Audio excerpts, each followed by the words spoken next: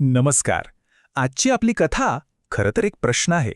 नातं रक्ताचं मोठं की मायेचं? चला, उंबरठा माणुसकीचा पुनर्जन्म या गोष्टीतून माणुसकीच्या खऱ्या अर्थाचा शोध घेऊया. ही अट ऐकूनच कसं तरी वाटतं नाही का? विचार करा, घराच्या बदल्यात फक्त आवाज. पार्वती आजींनी ही अट ठेवली आहे ईशान नावाच्या एका अनाथ मुलासमोर. ईशान, ज्याला फक्त डोक्यावर एक छप्पर हवं होतं, पण त्या मोडकळीस आलेल्या देशपांडे वाड्यात आश्रय घेताना त्याला या विचित्र अटीचा सामना करावा लागला. आणि इथूनच आपल्या कथेला सुरुवात होते.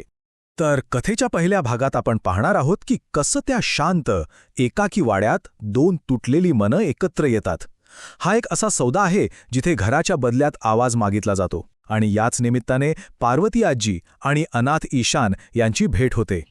तर या गोष्टीत दोन मुख्य पात्र आहेत.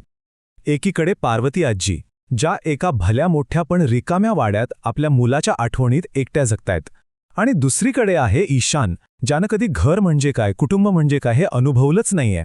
आजींना पैसे नको होते, त्यांना हवी होती ती फक्त घरात माणसांच्या असण्याची चाहूल, आणि ईशान ही विचित्र वाटणारी अट मान्य करतो. आता आपण कथेच्या पुढच्या टप्प्यावर जाऊया. वाड्यात राहायला लागल्यावर ईशानला हळूहळू कळू लागतं की आजी किती एकट्या आहेत आणि आपल्या मुलासाठी किती तळमळतात. आता तो फक्त एक भाडेकरू राहत नाही, तर नकळतपणे तो त्या घराचा आणि आजींच्या आयुष्याचा एक भाग बनू लागतो. आणि मग ईशान काही गोष्टी करायला लागतो. खरंच खूप सुंदर आहे त्या गोष्टी. पहिलं म्हणजे तो आजींच्या मुलासारखीच दाराची कडी वाजवायला लागतो. क्षणभर का होईना आजींना वाटतं की आपला मुलगा आला. दुसरा म्हणजे जेवताना मुलासाठी ठेवलेली ती रिकामी खुर्ची, ती वेदनादायी जागा तो भरून काढतो. आणि तिसरं, तो आजींच्या आणि त्यांच्या मुलाच्या जुन्या कपड्यांपासून एक गोधडी विणतो. ही फक्त गोधडी नव्हती, ती होती आठवणींची ऊब. इथेच तर रक्ताच्या नात्यापलीकडचं माणुसकीचं नातं जन्माला येतं. पण प्रत्येक चांगल्या गोष्टीला कुठेतरी एक वाईट वळण येतच. ईशान आणि आजींनी जे मायेचं नाजूक जग तयार केलं होतं, ते आता एका वादळामुळे उद्ध्वस्त होणार होतं. कथेमध्ये आता एक असं वळण येतं जिथे रक्ताच्या नात्यानेच पाठीत खंजीर खुपसला जातो. आता बघा, ईशानचा हेतू चांगला होता. त्याला आजींना दुःखी बघवत नव्हतं, म्हणून तो स्वतःच त्यांचा मुलगा अभिषेक बनून त्यांना पत्र लिहायला लागतो. या पत्रांमुळे या आजींना खरंच वाटतं की आपला मुलगा संपर्कात आहे.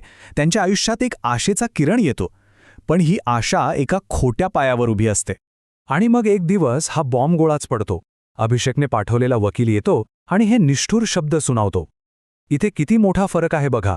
एकीकडे ईशान मायेची वीण घालत होता आणि दुसरीकडे पोटच्या मुलाने मात्र आपल्या आईच्या डोक्यावरचं छप्परच विकून टाकलं होतं. या एका क्षणात आजींचा संपूर्ण आधारच कोसळतो. त्यांना दुहेरी धक्का बसतो.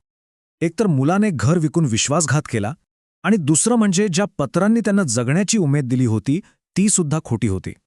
सगळं संपल्यासारखं होतं. हे शब्द ऐकून अंगावर काटा येतो.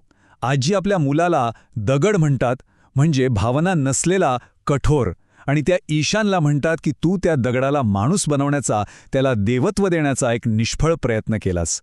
त्यांची हतबलता या शब्दांमधून स्पष्ट दिसते. पण ईशान हार मानणाऱ्यातला नव्हता. आता कथेचा क्लायमॅक्स सुरू होतो. तो ठरवतो की या अन्यायाविरुद्ध लढायचं. आता तो फक्त एक भाडेकरू नाही, तर तो त्या आईचा मुलगा बनतो जिने त्याला घराचा खरा अर्थ शिकवला होता. तो ठरवतो की काहीही झालं तरी आपल्या आईला रस्त्यावर येऊ द्यायचं नाही. तो स्वतःच्या आयुष्याची सगळी कमाई पणाला लावतो, मित्रांकडून मदत गोळा करतो आणि तो वाडा स्वतःच विकत घेण्याचा निर्धार करतो.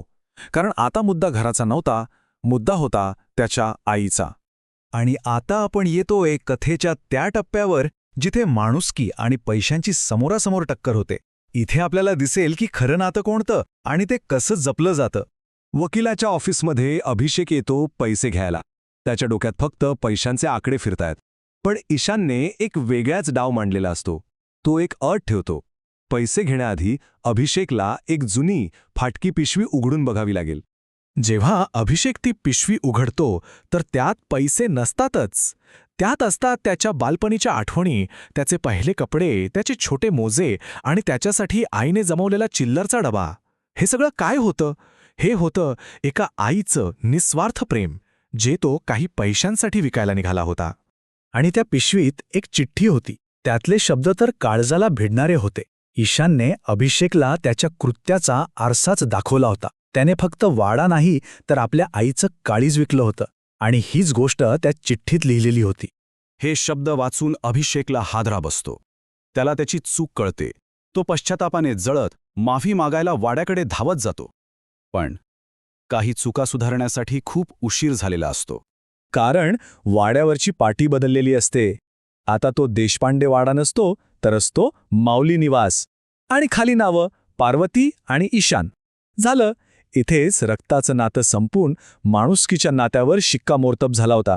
एका नवीन कुटुंबाचा जन्म झाला होता. जेव्हा अभिषेक आत यायचा प्रयत्न करतो, तेव्हा ईशान त्याला दारातच थांबवतो आणि अगदी शांतपणे पण ठामपणे सांगतो, तुझा व्यवहार पूर्ण झाला आहे, आता तू या उंबरट्यासाठी परका आहेस. आणि दरवाजा बंद होतो. त्या क्षणी ईशान आपल्या आईचं आणि आपल्या नवीन घराचं रक्षण करतो. तर ही कथा आपल्याला एकाच प्रश्नावर आणून सोडते. खरंच नातं रक्ताचं असतं की माणुसकीचं? ही कथा सांगते की कुटुंब जन्माने नाही, तर ते मायेने, जिव्हाळ्याने आणि सहानुभूतीने घडतं. यावर विचार करायलाच हवा.